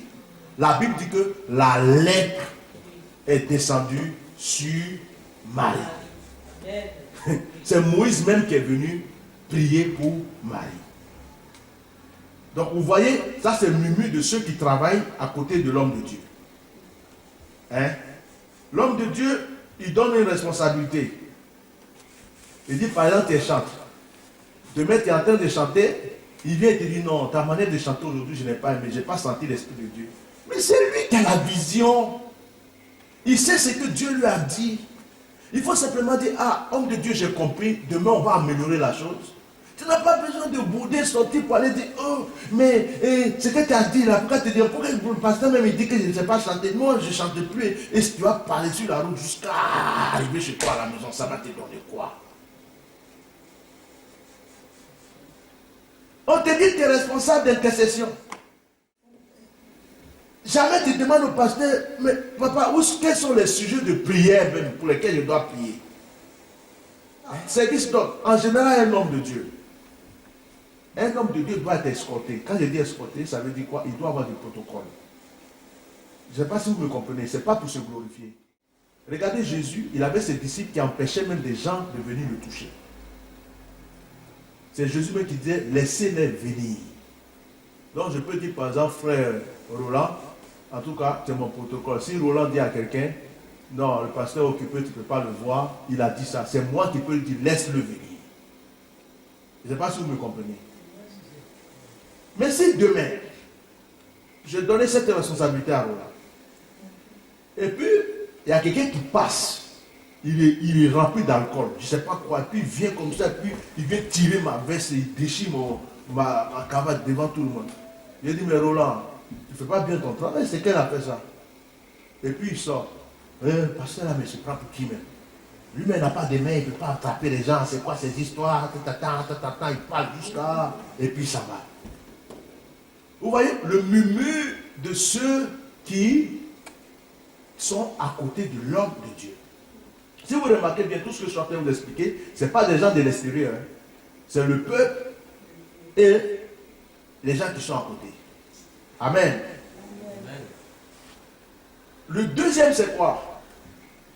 Le deuxième poison, c'est quoi? La désobéissance. La désobéissance dans Exode chapitre 16, le verset 27 à 36. Hein? Dieu, quand il a fait descendre la manne, le pain du ciel, il a dit quoi? De ne pas garder. Tu manges et c'est fini. Après tu vas ramasser, tu manges. La Bible dit qu'il y a certains qui ont gardé pour le lendemain. Donc, ils ont désobéi. Et quand ils ont désobéi, qu'est-ce qui s'est passé? Le Seigneur n'était pas content. Donc, le deuxième, pourquoi on aille vite, c'est la désobéissance. Est-ce qu'on se comprend? Dieu donne une parole, où il y a un message qui vient pour toi, où l'homme de Dieu te donne des directives que Dieu lui a données. Et puis toi, tu fais les choses à ta manière, comme tu as envie de le faire. Ça détruit une vision. Ça détruit l'avancement de l'œuvre de Dieu. Amen. Le troisième, là j'essaie de me dépêcher un peu. Le troisième, c'est la provocation ou chercher les querelles. Dans Exode le chapitre 17, verset 1 à 7. C'est là où ils ont provoqué Moïse pour lui dire, donne-nous de l'eau à boire. La provocation. Amen. En fait, c'est comme si toi-même tu sais que ce que tu vas dire à l'homme de Dieu, il ne va pas aimer, mais tu le fais quand même. Vous voyez ça? La provocation. Parce que l'homme de Dieu, c'est un homme aussi. Et il y a des choses qu'on peut lui faire qui peuvent lui faire mal. Amen. Et si on continue, le quatrième point, puisqu'on a parlé, le premier, si vous vous rappelez, on a dit quoi? Murmure. Deuxième, c'était quoi? Désobéissance. Le troisième, c'était quoi? Provocation. Quatrième, c'est la révolte. La révolte. Et la révolte, si vous remarquez, la révolte, ça commence toujours par une personne, mais en général, ça contamine. Il y a une seule personne qui a mis un poison qui s'appelle la révolte dans l'esprit de tout le monde, et les gens sont pas là, ils ratent leur bénédiction. Vous voyez un peu pourquoi je vous parle des poisons? C'est des choses que vous devrez combattre. Si quelqu'un est en train de faire ça, dites-lui, ça c'est pas bien. Priez pour lui. S'il ne vous écoute pas, parlez-en à l'homme. Parce que ça, c'est des choses qui détruisent une église. Deux fois, il y a des serviteurs de Dieu qui ont jeûné, qui ont prié. L'église a grandi, 100 personnes, 200 personnes, 300 personnes, 400 personnes. Une seule personne envoie ce poison qui s'appelle la rébellion. Tout le monde se révolte et puis l'église est divisée. Bien-aimés, vous comprenez ce message? Amen. Ce message, c'est pour vous aider à vous, parce que vous-même aussi, certains d'entre vous vont avoir des responsabilités. Ça, c'est des poisons qui détruisent la vision que Dieu donne à un serviteur de Dieu. On avance. On a vu le quatrième. Bon, pour les révoltes, vous pouvez voir ça dans Nombre, le chapitre 16 et puis le chapitre 17. L'histoire de Corée. Je suis désolé que je ne peux pas vous lire tous les passages là. Hein? Le cinquième, c'est quoi? C'est pousser et amener l'homme de Dieu à pécher.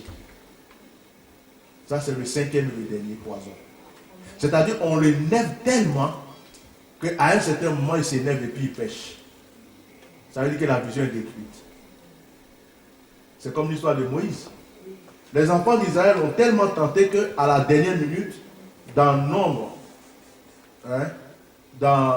le chapitre 20, verset 1 à 12, les enfants d'Israël l'ont tellement énervé, ils sont revenus encore avec l'histoire de je veux boire de l'eau.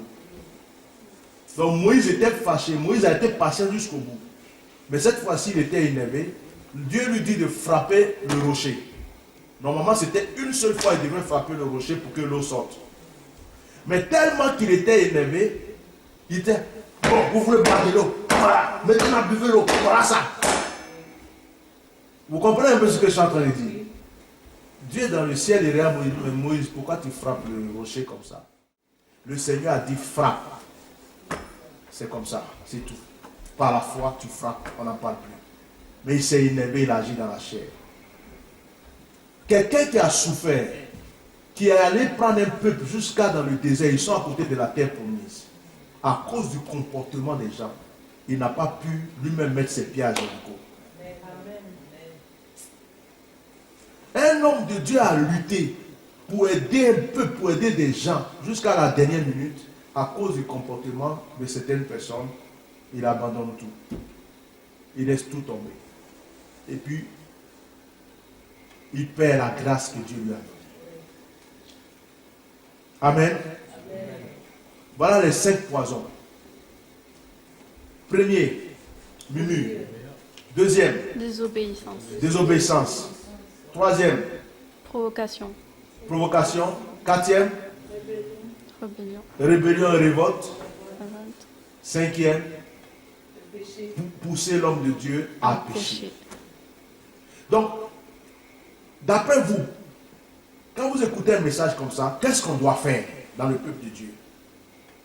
Si on a adhéré dans une vision, si on est sûr que là où nous sommes, Dieu est là, si on est sûr que là où nous sommes, nous venons invoquer Dieu, comme ce matin on a senti la présence de Dieu, on doit protéger la vision qu'on a.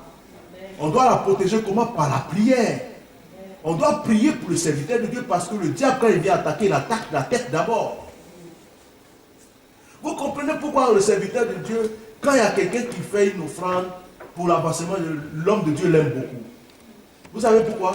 Ce n'est pas parce qu'il est mieux que les autres, mais c'est parce qu'il aide à ce que la vision avance. Et ce n'est pas si vous me comprenez. Même quand Dieu, l'homme de Dieu sait que la personne ne peut pas faire une offrande, que l'homme de Dieu sait que la personne passe son temps à prier pour lui. Des fois, on a des enfants spirituels, même on les envoie des sujets. Ah, prie pour moi, parce que c'est... Pourquoi? Parce que l'homme de Dieu sait que ces personnes le soutiennent. Il faut protéger la vision que Dieu donne à un serviteur de Dieu. Amen. Gloire à Dieu. Je vais vous donner des exemples pour terminer. Le premier exemple, on va commencer par, si vous voulez, les mauvais exemples. Le premier mauvais exemple que je vais vous donner, c'est l'exemple de Géasi. Géasi avec Élisée. Vous vous rappelez de Géasi? Géasi, c'était le serviteur d'Élisée.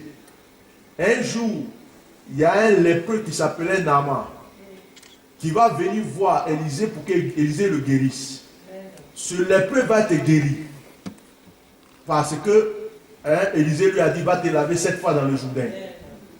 Après, ce monsieur voulait faire une offrande. Qu'est-ce qui s'est passé?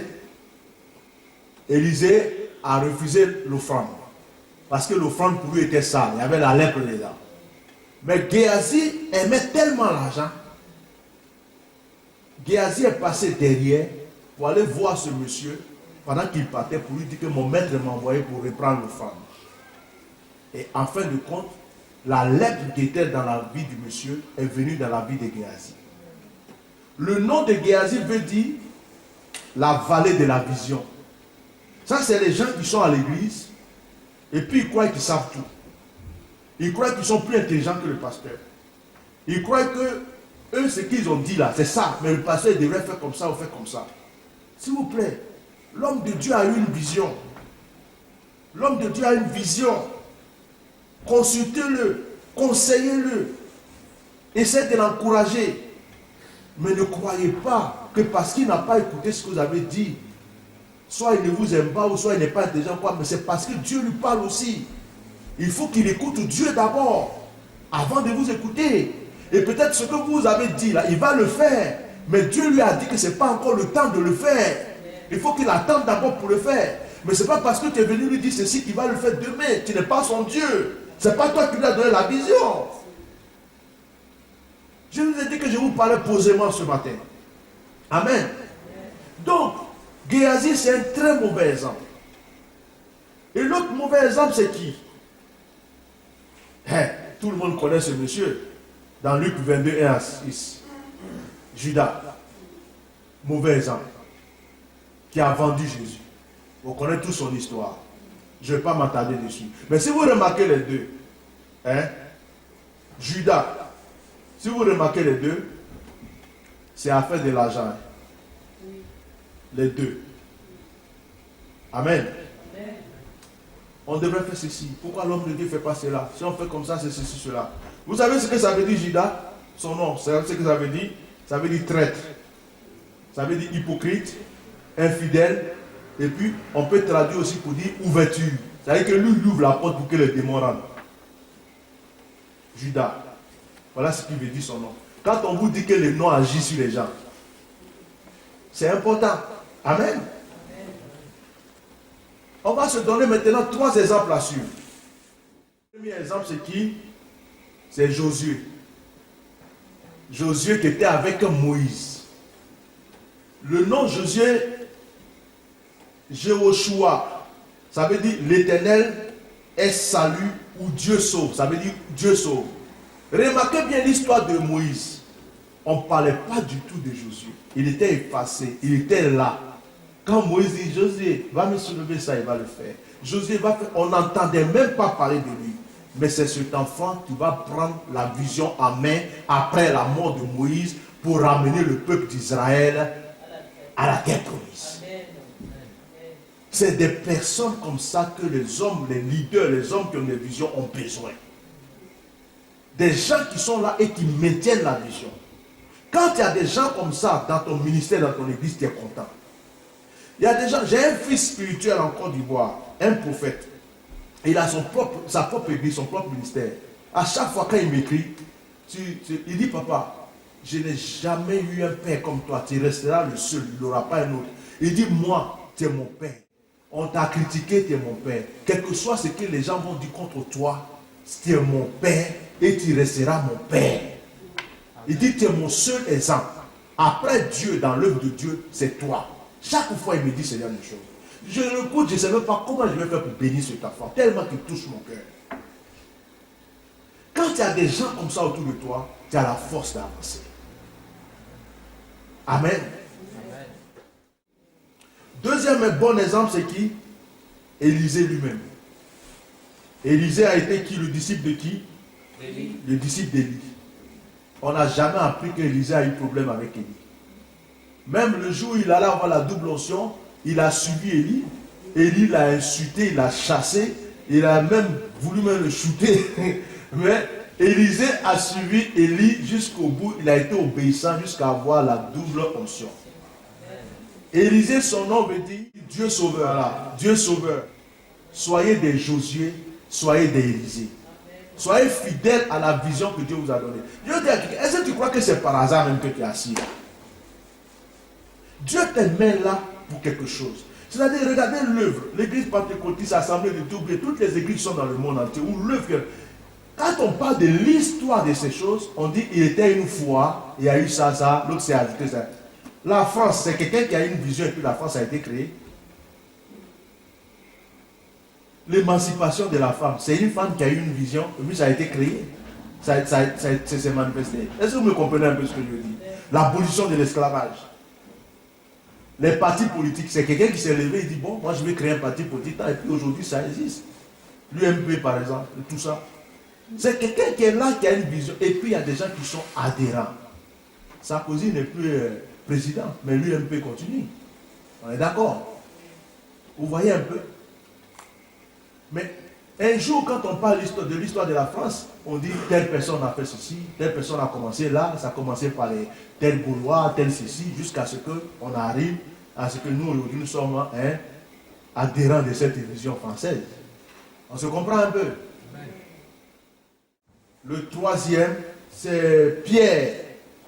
Le troisième, c'est Pierre, le disciple de Jésus. Lui, son nom veut dire rocher, petit caillou. Pierre, c'est lui qui a coupé l'oreille du soldat. Pierre, c'est à lui, Jésus a remis la clé du royaume des cieux. Soyez des pierres. Quand l'homme de Dieu vous voit qui dit non, celui-là, je peux compter sur lui. Celle-là, je peux compter sur elle. Je peux dormir tranquille. Bien-aimé, J'ai été posé dans mon message aujourd'hui. D'habitude, quand je prêche, je crois qu'il y a une autre atmosphère. Mais là, c'est comme si je donnais une étude ou un enseignement. Alors, ce que je veux vous dire, pourquoi ce message a été prêché? Ce message a été prêché pour faire le tri. C'est dommage que certaines personnes ne sont pas là. Parce qu'il faut que la personne se dise, soit je suis de cette vision, je vais jusqu'au bout. Bien aimé, les disciples de Jésus qui ont accepté sa vision, certains sont morts pour cette vision. Lapidés, brûlés, jetés en prison. Mais aujourd'hui, grâce à eux, l'évangile nous a atteints. Amen. Une vision n'est jamais facile à élaborer. Une vision a toujours des ennemis. Elle a toujours des attaquants et des opposants. Mais ce qui fait la force de la vision, c'est ceux qui sont adhérents de la vision. S'ils tiennent à cette vision, ils l'amènent jusqu'au bout. Quelles que soient les épreuves, quelles que soient les difficultés, ils vont jusqu'au bout. Que le Seigneur vous donne la force de faire partie de cette vision. Bien aimé, je ne suis pas né de cette ville, dans cette ville. Je ne la connais pas, ça ne fait même pas un an que je suis là. C'est la vision de l'Éternel qui m'a dit, va dans cette ville. Ça veut dire que Dieu me dit, va délivrer, comme il a dit à Moïse, va délivrer. Ça veut dire que moi, personnellement, si c'était moi qui devrais décider, je ne suis pas obligé de rester là. Mais je suis là en train de faire avancer l'œuvre ici, parce que c'est la vision que Dieu m'a donnée. Mais dans cette vision, Dieu va amener des personnes. Et donc, quand Dieu t'a amené, adopte cette vision et marche dans cette vision, pas comme si tu faisais plaisir à l'homme de Dieu, mais comme si Dieu t'avait fait une grâce pour que tu appartiennes à cette vision. Dieu a fait grâce à Aaron, Dieu a fait grâce à Marie, Dieu a fait grâce à Josué dans la vision de Moïse. Que le Seigneur vous soutienne. Quand tu es adhérent dans une vision et que tu es zélé comme Pierre, ou comme Josué, ou comme Élisée, des fois les gens se moquent de toi. Des fois, il y a des gens qui peuvent dire, mais lui là même, il croit que c'est lui seul. Celle-là même, il croit qu'il y a que toujours c'est elle qui rend témoignage. Mais elle fait tout ça peut-être même pour que le pasteur puisse l'aimer tous les jours. Oh, mais le frère Florian là même, quand on dit au frère, mais il est placé comme... Il veut toujours que le pasteur le remarque. Vous vous en foutez de ce que les gens diront, de ce que les gens feront, que ce soit extérieur ou intérieur, vous vous en foutez. Soyez comme des rochers, comme Pierre. Amen. Seigneur, à qui irions-nous? Tu as les paroles de la vie éternelle. C'est ce que Pierre a dit à Jésus. Il a dit, mais tout le monde me fuit. Pourquoi vous ne battez pas? Il dit, mais à qui irions-nous? Tu as les paroles de la vie éternelle. Jésus avait la vision de venir faire quoi? De venir mourir, ressusciter pour nous sauver. Vous vous rappelez? Quand Jésus est venu, il y a combien de personnes qui suivaient Jésus? Une foule de personnes. Dans une vision, c'est comme ça. Une foule de personnes. Un jour, Jésus va les scandaliser. Il dit, je suis le pain de vie. Celui qui veut, qui me mange. Celui qui veut dire, oh, lui nous a pris pour un cannibale, pour des cannibales. Allez, on s'en va. Ils sont restés combien? 70. Dans des centaines de personnes, ils sont restés 70. Et dans les 70, Jésus lui-même va faire un tri. Il va choisir 12. Amen. Et c'est les 12 qui ont prêché l'évangile. Et l'évangile a atteint le monde entier. Deux fois, nous, on veut quoi? On veut que cette salle soit remplie, qu'il y ait 1000 personnes. Mais Dieu peut dire, pendant 1 an ou 2 ans, vous allez être 20. Vous allez être 30. Vous allez être 40. Mais dans 5 ans, toute la ville va être sauvée. Une vision, ce n'est pas une affaire de 2 jours, de 3 jours. Une vision peut commencer là, mais c'est quelque chose qui est en train de se préparer pour 10 ans, pour 50 ans ou pour 20 ans. Ça veut dire que si tu as une vision que tu crois que c'est juste dans 2 semaines, dans 3 semaines, toute la ville est sauvée, tout ça, c'est que tu n'as rien compris.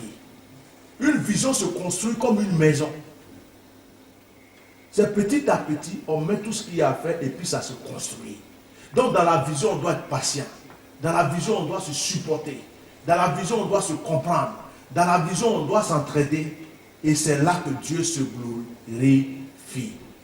Amen. On a parlé d'obéissance, non? Quand l'homme de Dieu dit, le Seigneur m'a mis à cœur qu'on gêne 1 semaine, jeûner. Parce que ça vient de Dieu. Tout ça, ça fait partie de la désobéissance. Dieu est chez toi à la maison, il te voit. Tu viens nous faire croire peut-être que tu es en train de jeûner alors que tu as bien mangé avant de venir. Dieu a vu. Donc, à cause de toi, seule ta désobéissance, notre sujet de prière n'est pas monté au ciel. Parce que Dieu voulait que ce soit tout le peuple qui jeûne.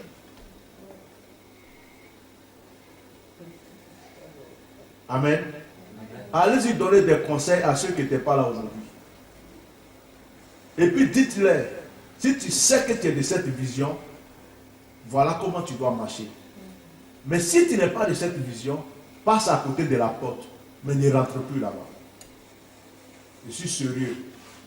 Amen. Je suis sérieux. Je suis prêt à chasser des gens. Et puis rester dans le coin pleurer.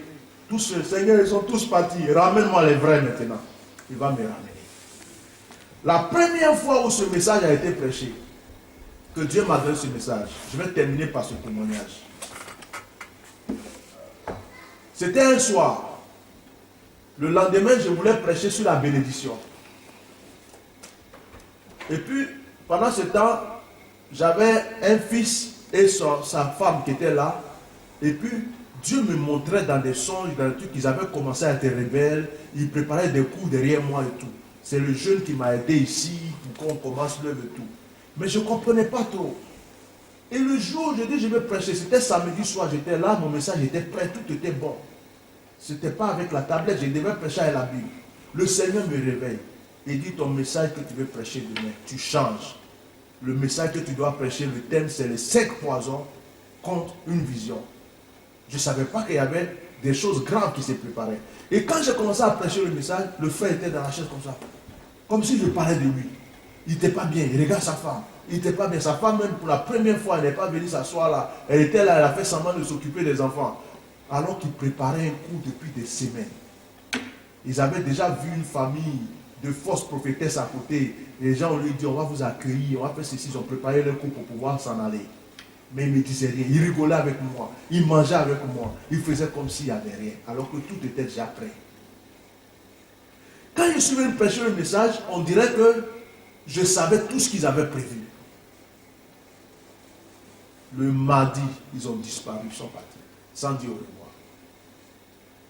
C'est quand ils sont partis que la sœur Esther est venue, que tous les autres sont venus. Ça veut dire qu'ils ne faisaient pas partie de ma vision. Amen. S'ils étaient là, le poison qui était en eux là, ils allaient le manifester peut-être actuellement, ça allait être encore plus grave que ceux qui sont partis sans même faire du mal à quelqu'un. Vous comprenez un peu? Donc des fois quand il y a des gens qui quittent une vision, ne cherchons pas forcément à les ramener. C'est Dieu seul qui sait pourquoi il les retire. Parce que ce n'est pas trop tard. La porte est ouverte. Si toi seul tu t'en vas, que le peuple est sauvé, ça me fera du bien. Que toi seul tu restes, que tu détruises tout le monde. N'acceptez pas que quelqu'un vous parle. Pour vous dire, hey, tu sais, il y a ça. Dites-lui, écoute, je ne veux pas t'écouter. C'est diabolique tout ce que tu fais. Vous pouvez même lui dire, mets-toi à genoux, je vais prier pour toi. Les murmures, l'autre a dit ça, l'autre a dit, l'autre a fait comme ça. N'acceptez pas ça. Les divisions, le point c'est que l'autre a dit ça derrière toi, l'autre a fait ça, le pasteur dit que tu es comme ça. N'acceptez pas ça, c'est diabolique. Ça détruit la vision. Que le Seigneur vous bénisse. Prions pour le message.